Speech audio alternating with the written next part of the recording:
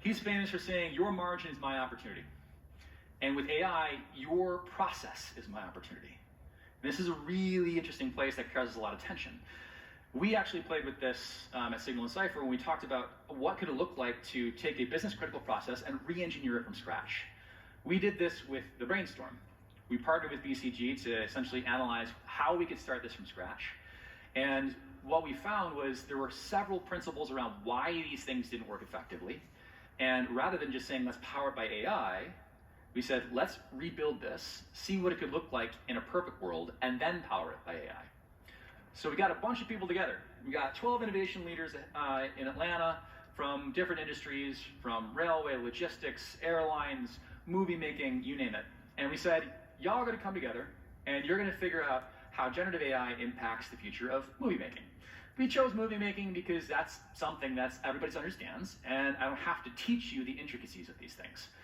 And for one afternoon, we're all gonna ideate together and create a vision of that future. Now the point wasn't supposed to just to fix on movies, but to teach people a new way of doing ideation and brainstorming and design sprints, of course, with generative AI at the center.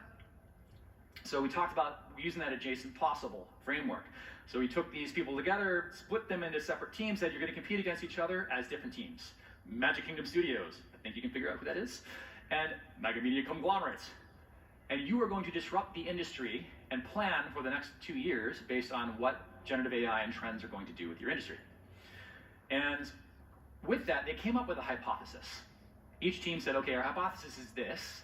And for them, for Magic Kingdom Studios, it was that generative AI will enable world building at a scale that they've never seen before. So with that, we started to kind of build out a vision for how that could look using one of their IP. Space Wars.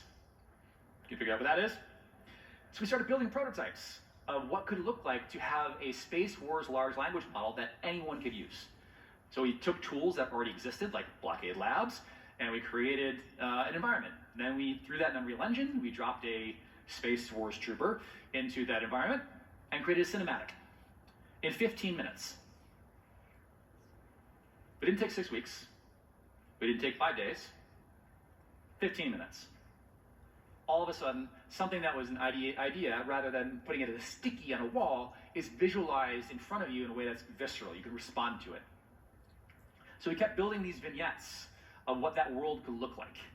So being able to enable people with different tools and put yourself into these universes using this technology. This is Wonder Studios, which was a big hit last year. And talk about different business lines and ideas that these companies could get into as a result of these generative models. When large language models can create everything for you, everything's gonna be brand safe, everything will be something that creators can use, and all of a sudden you have access to millions of new people who can help you build the franchise together. You don't know what you're supposed to do, and somehow it all just comes together. And then you don't know why you wouldn't have known it in the first place.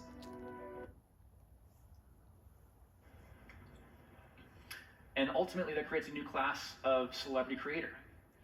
And that creates a new cultural relevant event. Rather than just watching the next Netflix of Black Mirror, I want to go experience the new immersive world that a specific celebrity creator has created.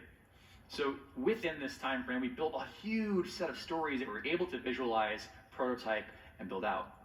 And with this new set of process, when we break it down and rebuild it from scratch, it's a completely different experience than just sitting in a room and putting white squiggles on a whiteboard or stickies on a board for brainstorming.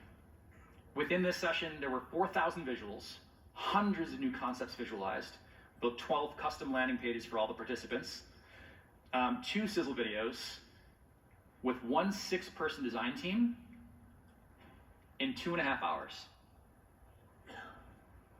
That would have taken weeks for a standard agency model.